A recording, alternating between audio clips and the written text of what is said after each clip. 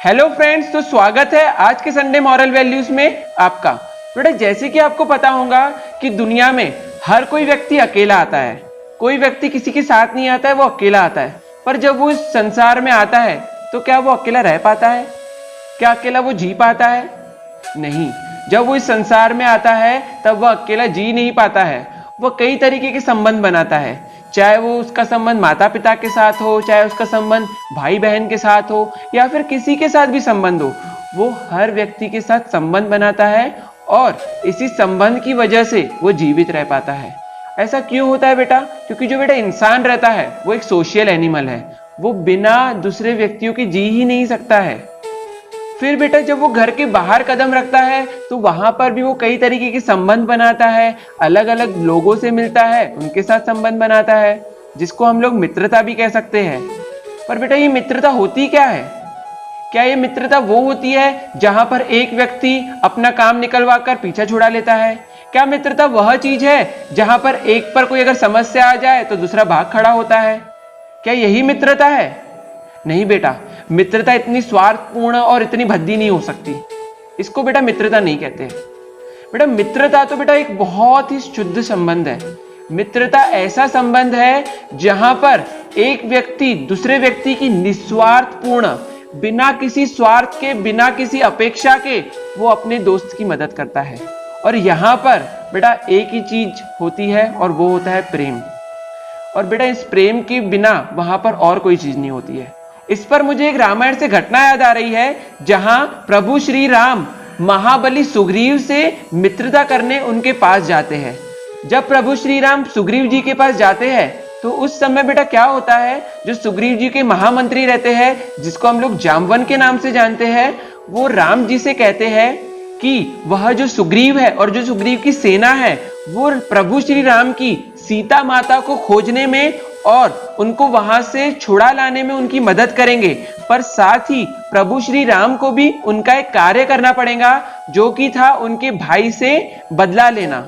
इस पर प्रभु श्री राम जी उनसे कहते हैं कि जो राजनीतिक संधि की आप बात कर रहे हैं, ये संबंध जो है ये स्वार्थ पे टिका हुआ है। ये पूरा का पूरा संबंध स्वार्थपूर्ण है और ऐसा संबंध कभी भी स्थापित नहीं करना चाहिए। इस पर जामवन जी प्रभु श्री राम जी से पूछते हैं, तो फिर ऐसा कौन सा संबंध है जिस पर न स्वार्थ हो, जिस पर न किसी तरह का भेदभाव हो, हम लोग स्थापित कर सकते हैं? इस पर प्रभु श्री राम जी ने यह कहा, वो एक ही नाता है ऋक्षराज, जो योनियों, जातियों, लोकों, धर्मों और समस्त ऊंच नीच को लांघकर एक प्राणी का दूसरे प्राणी से अटूट संबंध स्थापित कर सकता है। और वो नाता है मित्रता का नाता। महाराज, मैं आपसे वो नाता जोड़ना चाहता हूं जिसमें कोई शर्त नहीं होगी, कोई लेन देन नहीं होगा, कोई गिनती नहीं होगी, जो स्वार्थ की सीमा से परे होगा और जिसमें केवल एक ही वस्तु का आदान प्रदान होगा, जो है प्रेम। संधि तो केवल एक राजा की दूसरे राजा के साथ ही हो सकती है, परंतु मित्रता तो एक राजा की एक रंग के साथ भी हो सकती है। इसलिए हे सुग्रीव, मैं तुमसे मित्रता का प्रस्ताव रखता हूं।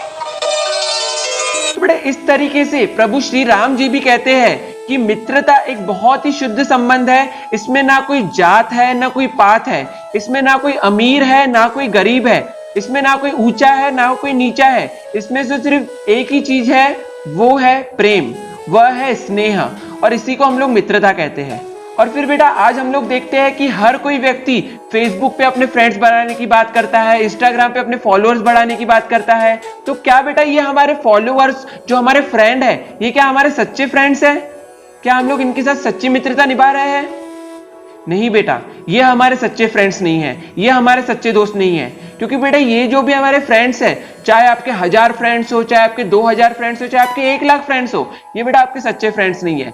क्योंकि बेटा ये जो आपकी फ्रेंडशिप है वो कहीं ना कहीं स्वार्थ पर टिकी हुई है। कोई चाहता है कि उसके बिजनेस में उसका फायदा हो जाए, कोई जो है वो टाइम पास के लिए फ्रेंड्स बनाता है, कोई चाहता है उसका नाम बढ़ जाए, कोई चाहता है कि उसको सब लोग जाने, इसलिए वो बेटा फ्रेंड रिक्वेस्ट आपको भेजते हैं और आपको फ्रेंड्स बनाते हैं। और कहीं ना कहीं बेटा हम लोग भी इसी की वजह से उनकी फ्रेंड रिक्वेस्ट एक्सेप्ट करते हैं, क्योंकि कहीं ना कहीं हम में भी स्वार्थ छुपा हुआ होता है। पर बेटा ये जो फ्रेंडशिप है, जो हम लोग फ्रेंड रिक्वेस्ट देखते हैं, ये सच नहीं है। तो बेटा क्यों ना हम लोग ऐसी मित्रता करें जहां पर स्वार्थ का अंश मात्र भी ना हो, जहां पर हमेशा रात दिन हम लोग अपने मित्र की सहायता करने के लिए तैयार हो, चाहे सुख हो या फिर चाहे दुख हो। और बेटा एक कहानी के साथ आज की बात हम लोग समाप्त करेंगे। और बेटा वो कहानी तो आप सभी लोगों ने सुने होंगे। दो मित्र थे और वो एक दिन जंगल से गुजर रहे थे। जब जंगल से वो लोग गुजर रहे थे तो अचानक उनके सामने एक भालू आ गया, और भालू बहुत ज्यादा खूंखार था, बहुत ज्यादा डरावना था, जिसकी वजह से एक मित्र जो था वो आगे दौड़ दौड़ कर एक पेड़ पे चढ़ गया, और दूसरा मित्र जिसे पेड़ पे नहीं चढ़ना आता था वो पेड़ के नीचे ही रह गया। और जैसे जैसे उसके भालू करीब आता जा रहा था वो बहुत ज्यादा डरते जा रहा था, और डर की वजह से वो नीचे लेट गया, और नीचे लेटने के बाद उसने अपनी सांस थोड़ी देर के लिए रोक दी। फिर बेटा आपको पता है क्या हुआ? हाँ, तो बेटा उसके बाद जो भालू आया वो उसको मृत पाकर यानी मरा हुआ पाकर वहां से चला गया, और जो मित्र लेटा हुआ था उसको कुछ भी नहीं हुआ।